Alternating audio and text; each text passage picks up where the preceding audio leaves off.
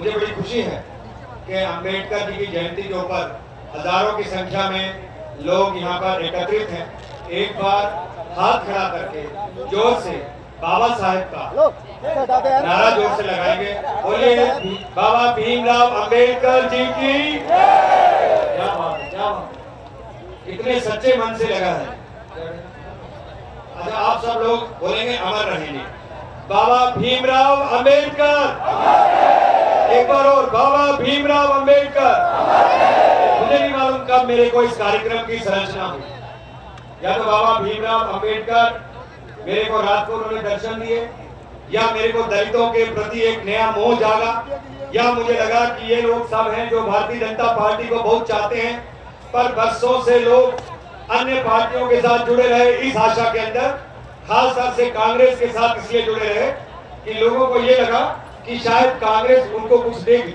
64 वर्ष के राज के अंदर कांग्रेस ने दलित वर्ग के लिए कुछ नहीं किया, चाहे वो जाटव हो, चाहे वो वाल्मीकि हो, चाहे वो धानक हो, चाहे वो रैगर हो, चाहे वो दूसरे समाज हो, वे सब समाज पिछड़े के पिछड़े रहे और केवल उनको आरक्षण की बात की गई। और मैं आज ये कहना चाहता हूँ, भारतीय जनता पार्टी केवल आरक्षण नहीं चाहती, आरक्षण के साथ साथ दलित वर्ग के लिए मान, सम्मान और सत्ता के अंदर भागीदारी भी चाहती है।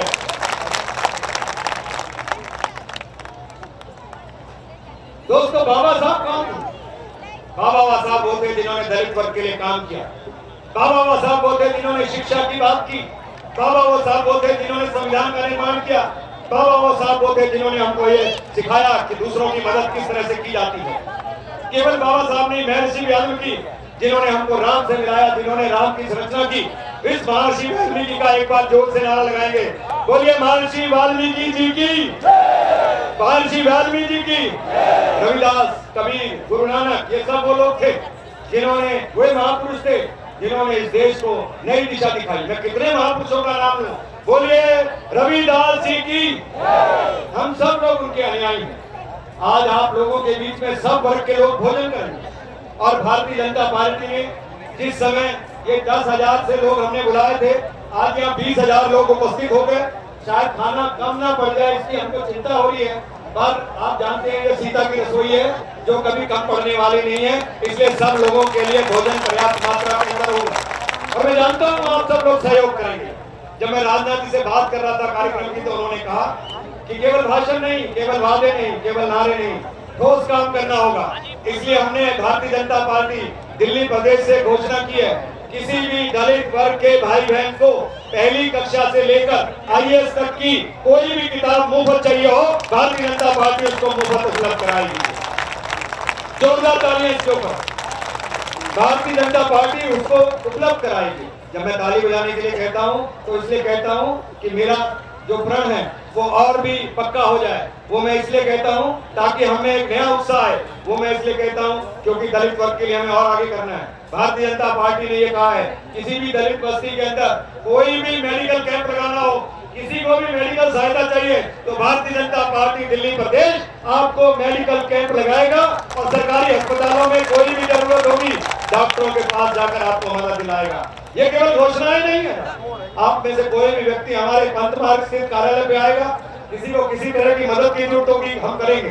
तीसरी घोषणा हमने की है, दलित वर्गों के लोगों में 10 छात्रों के बीच में अगर किसी को ट्यूशन चाहिए होगी तो उन 10 छात्रों को जो टीचर ट्यूशन देगा उस ट्यूशन का खर्चा भारतीय जनता पार्टी दिल्ली प्रदेश उठाएगी।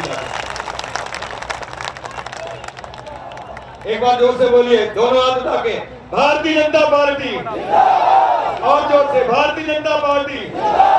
हम दलित वर्ग को गले लगाना चाहते हैं, हम अपने हरिजन भाइयों को गले लगाना चाहते हैं, हम अपने सफाई कर्मचारी के भाइयों को गले लगाना चाहते हैं। इस बार जब विजय गोयल ने दिवाली मनाई तो वो दिवाली उसने दलित वर्ग के वाल्मीकि समाज के लोगों के साथ बनाई थी। मैं आपको कहना चाहता हूँ ये आज नहीं मनाई थी, आज से कुछ महीने पहले मनाई थी। आज अम्बेडकर जयंती है, बाबा साहब ने हमको बहुत सारी प्रेरणा दी है। मैं आप लोगों के इतनी बड़ी संख्या में देखकर गदगद हूँ, उत्साहित हूँ। मेरे अंदर उत्साह आता है और मुझे लगता है कि मुझे और भी आप ज्यादा वर्ग के लोगों के लिए काम करना चाहिए। कौन कहता है आसमान में छेद नहीं हो सकता? कौन कहता है आसमान में छेद नहीं हो सकता? हिम्मत से एक पत्थर तो उछालो यारों, आसमान में भी हम लोग छेद कर सकते हैं। इसलिए दोस्तों आप लोगों को मैं कहना चाहता हूँ, कभी भी किसी भी भाई को कभी भी कैसी भी जरूरत पड़ जाए किसी भी अस्पताल में तो हमको याद कर लेना।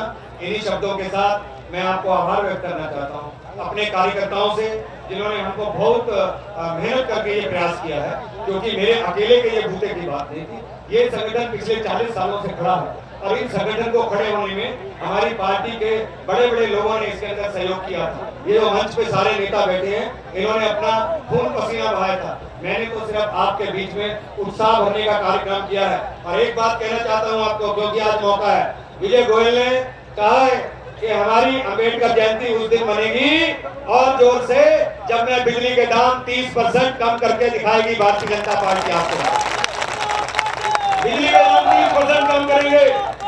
2013 के अंदर जब सत्ता आएगी हमारी, 2013 में जब हमारी सत्ता आएगी तो समझ लीजिए घर घर तक हम पानी को पहुंचा देंगे। दिल्ली में पानी की कमी नहीं है, दिल्ली में पानी के ऊपर भ्रष्टाचार हो रहा है। चाहे वो अनाधिकृत कॉलोनियां हो जिसमें 40 लाख लोग रहते हैं, चाहे वो गांव हो जिनके अंदर 10 लाख लोग रहते हैं, चाहे वो झुग्गी झोंपड़ी हो जिसमें 30 लाख लोग रहते हैं, चाहे वो स्लम हो जिसके अंदर 10 लाख लोग रहते हैं।